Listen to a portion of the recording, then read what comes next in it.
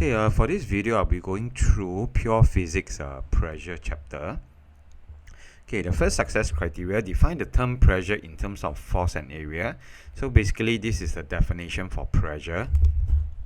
Okay, so pressure is the force acting per unit area. So whenever you see per in physics, usually it's like a divide sign. Okay, which means that it is the force divided by the unit area. Okay, then this brings us to the next success criteria, whereby we are going through the formula for pressure. So since pressure is the force per unit area, that's why we have pressure equals to force divided by area. Now the SI unit for pressure is Pascal, right? And of course, SI unit for force is Newton, and SI unit for area is meter square, right? So SI unit for pressure is Pascal, and 1 Pascal is the pressure produced when a force of 1 Newton acts on an area of 1 meter square. Okay, so if let's say now my force is in newtons and my area is in cm square, not in the SI unit. So example 3 Newton over 1 cm square. The answer will be 3 Newton per cm square. So I cannot say that this is actually Pascal, right? Because it must be Newton per meter square, which means you need to convert your cm square to meter square. Okay, so there's a few practices here. A cube of side 0.2 meters and weighing 100 newtons rests on the floor as shown. So side of 0.2, therefore the area will be 0.04 meter square. Okay, it weighs 100 newton. So the weight is actually a force, right, that's pressing down. So what's the pressure P exerted by the cube on the floor? So we use the formula, pressure equals to force over area. So equals to 100 divided by 0.4. Okay, and because it is a everything is in SI unit, so you can either leave it in Newton per meter square or 2500 Pascal or 2.5 kilopascal. Okay, so B2, a cube of side 20 cm rests on the floor as shown. Given that the cube has a mass of 10 kg, so this is my mass. So side of 20 cm, if I want, I can actually convert it to SI unit first. So it's 0.2 meters.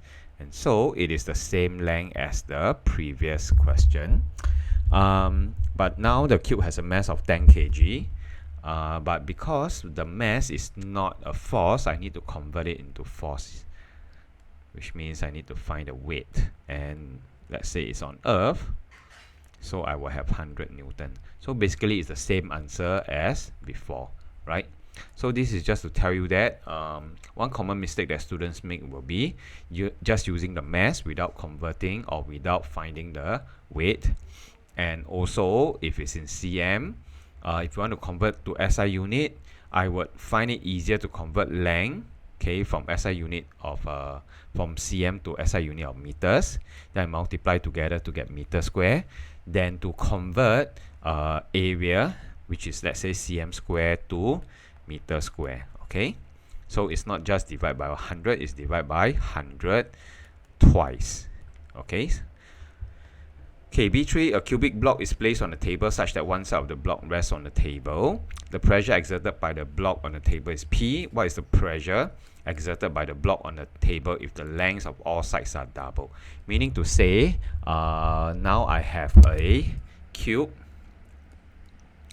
Okay, and let's say I call this, call all the sides X, and let's say it's in meters. So the area will be x square, okay, meter square. The force, let's say I say the force is its weight, right? Therefore, the pressure equals to W over x square. Now, let's say if all the sides are all doubled, okay, so this question actually wants you to think of, now I have a block, okay, that is actually 2x in all the sides, which means there are actually there are 8 of these blocks from here forming up into this new block. So therefore, the force will be 8W, because if I set each block to have a weight of W, then 8 blocks I will have 8W. Now area will then be 2x square equals to 4x square. So now the pressure will be force over area equals to 8W over 4x square. So if I were to do the numbers, it will be 2W over x square, which means it is 2 times the original pressure, because original pressure is W over x square. Okay, so this is what the question is asking. Now, before two identical blocks are placed on a surface, identical, that means they have the same mass, therefore they have the same weight. Explain which box exerts a greater pressure on the surface, because the formula is force over area, and if they have the same force or same weight, then it all depends on the contact area. Okay, since maybe I call this block X and this is block Y. Since block Y has a smaller contact area, okay, with the surface, and since pressure equals to force over area, therefore pressure by Y is greater, because they have the same force or same weight, but now the contact area of Y is smaller. So your force divided by a smaller value of A, their pressure will be greater. Okay, so it's good that you can quote the formulas to help you in your explanation. Okay, B5, a cylindrical mass of 300 kg. So this is M, right? That means the weight is 3000 newtons, because W equals to mg. It's supported by 3 square blocks placed on the ground. Each block is of negligible mass, and each side of the block has an area of 1 meter square. So they straight up gave us the area. So calculate the pressure that the mass exerts on the ground, because the total area in contact will be 3 meter square, because I have 3 of these blocks, and the pressure equals to force over area. So I will have 3000 divided by 3, so I can have 1000 Pascal, because this is Newton, this is meter square, so I can call it Pascal or Newton per meter square. Now they want us to calculate the pressure that each block exerts on the ground, which means that what is the pressure by each block on the ground over here. Okay, so some students, they will actually take the 1000 divided by 3, because now there are 3 blocks. But you can think of it this way. If I were to divide each of the I divide the mass, the cylindrical mass, into 3 equal blocks supported only by one of the square block, then this will actually be 1000 Newton each, right? 1000 Newton each. So I can then consider what is the pressure exerted by this 1000 Newton by acting on the square block. So the answer will be the same, 1000 Pascal, because it is 1000 Newton over divided by 1 meter square. So the answer is the same. Okay, success criteria C. This one explain the transmission of pressure in hydraulic system with particular reference to the hydraulic press. Now, hydraulic systems work by using liquids under pressure, and they make use of these two properties of the liquid. The liquids must be incompressible, right? As you know, liquids are already they have a fixed volume, okay? So they are incompressible. And if pressure is applied to the liquid, and in an enclosed liquid, the pressure will be transmitted equally to all parts of the liquid.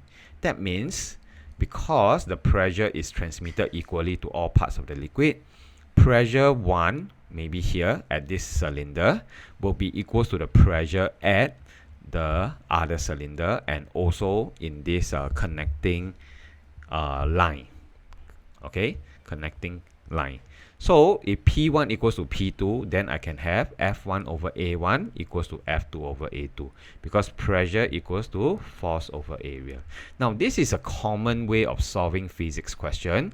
You find out what is now we actually have two cases. I have one cylinder here and one cylinder here that makes up the hydraulic press.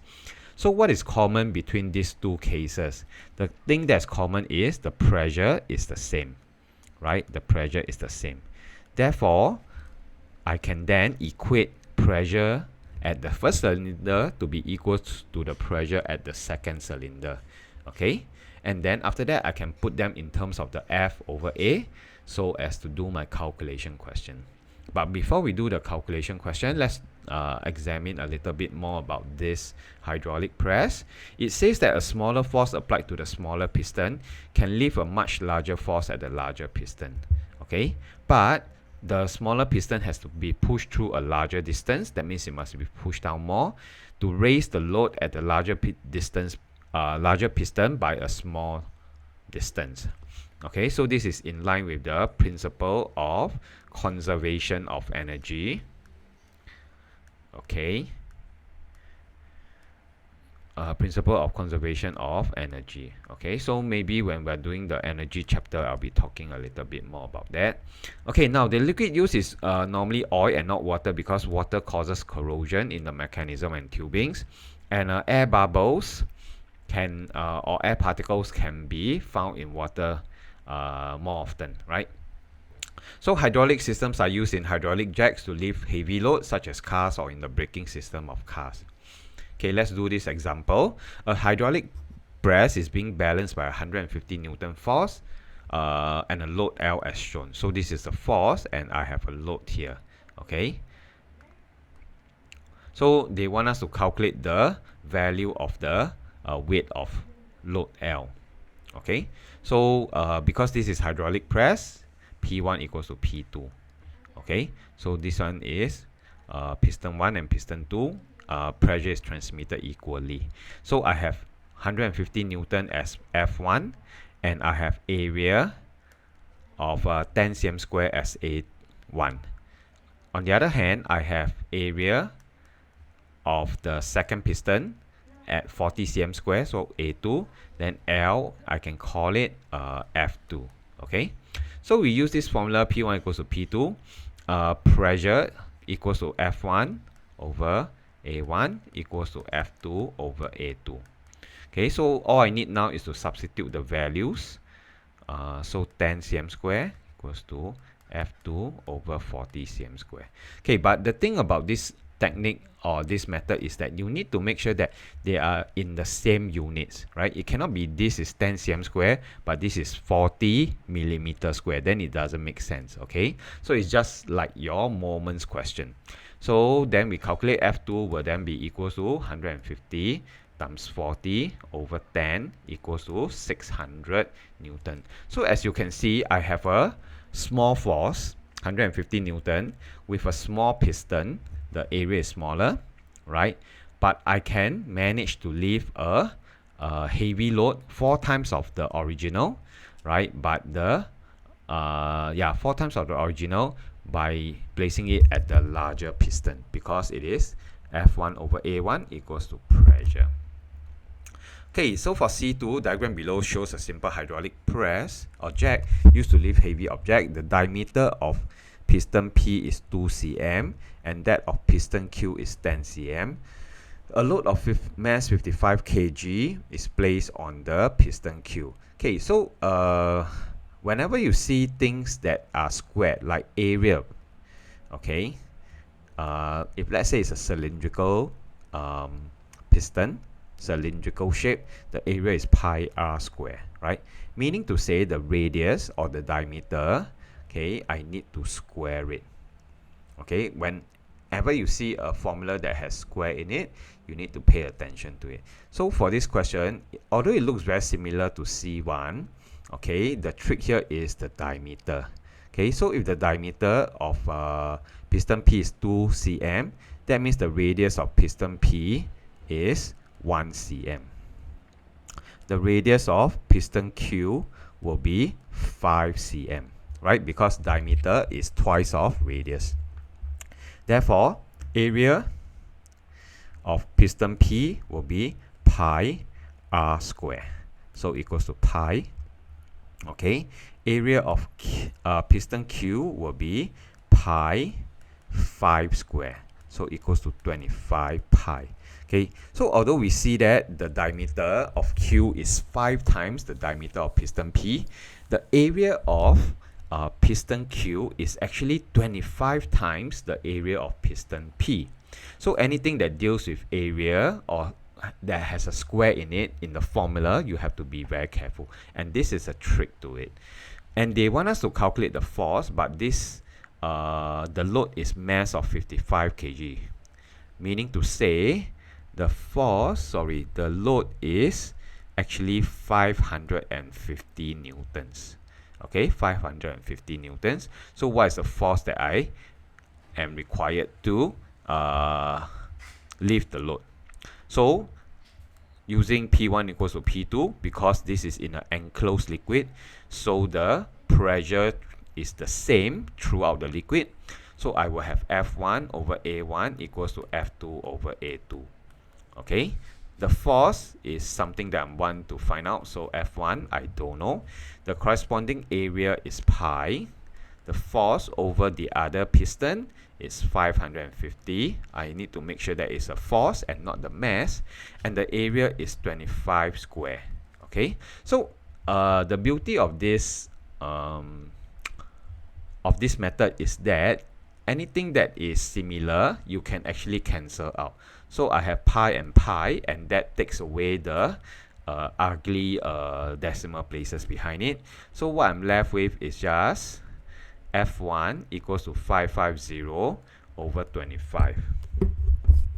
Okay.